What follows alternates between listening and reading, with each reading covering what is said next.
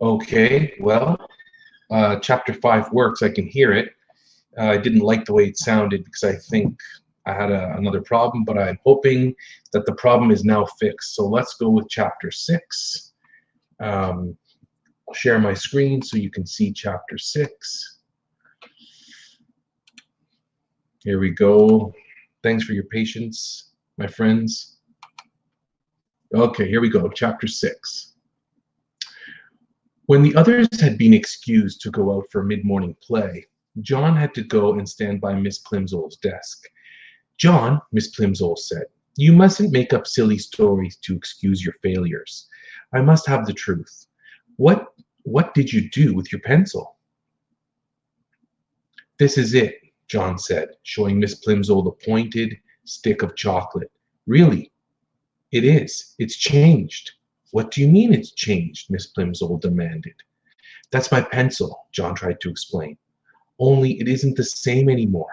Nothing stays the same today if I put it into my mouth. The same thing happened when I chewed my gloves. They were chocolates, too."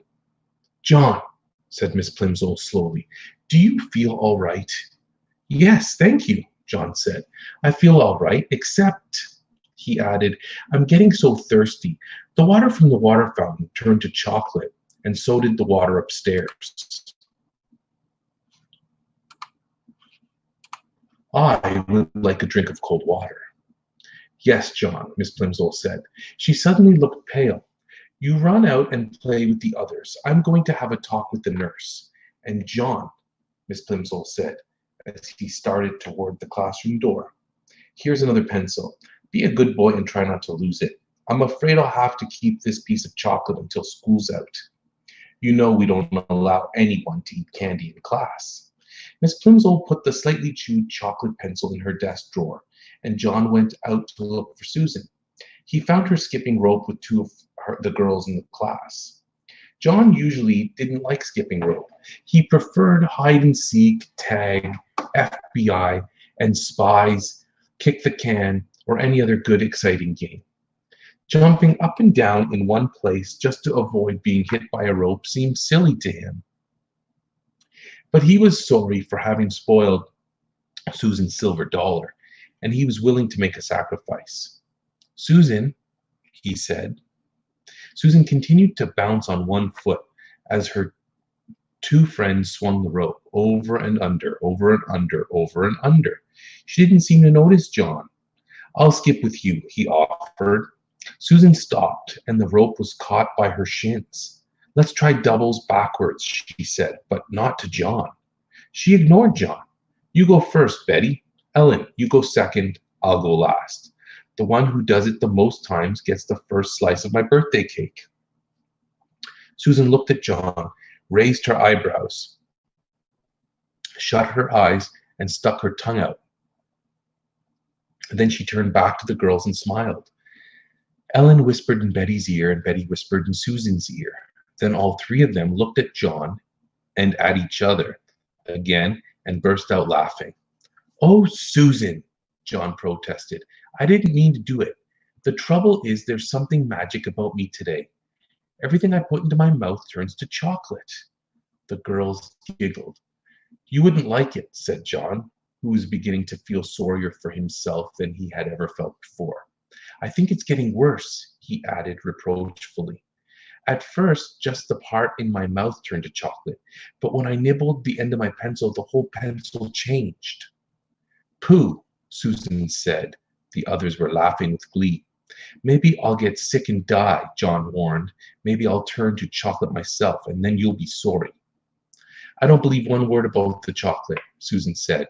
"And if it was true, you'd be glad, because all you ever like eating is chocolate." "If you don't believe me," John retorted, "just you give me that skipping rope and I'll prove it." The girls looked questioningly at each other for an instant. But as they hesitated, the bell rang and it was time to go back to class. The rest of the morning passed slowly for John. He was afraid that his mother was going to be cross about the missing gloves. She might not accept the excuse that he had eaten them. He regretted his messed up arithmetic test.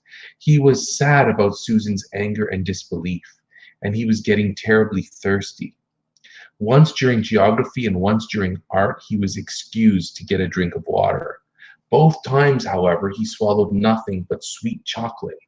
His mouth was getting stickier and sweeter and drier by the minute. So that's it, boys and girls. That was chapter 6. And I wanted to make a note about a couple of things.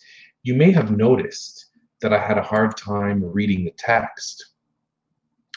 Sometimes it's hard for me to read what's on the screen and then to look at you and then to go back and find my spot. And also, there are words in this book that I've never read before or haven't seen in a long time. And so my brain tries to say them one way, and then when I say it and I hear what I'm saying, I realize that it doesn't sound right. And so I need to go back and I need to reread it in order for it to make sense to me. So that's what good readers do. And I encourage you to do the same. So when you're reading something, if it doesn't sound right or you're not sure how it sounds, keep going back, reading it over again, listening to what it sounds like, and if it makes sense in the sentence that you're reading. Okay? Awesome. So that's it for chapter 6 today. And hopefully I'll be back soon with chapters 7 and 8. Hope you had a good Easter, and I hope things are well. Take care, friends.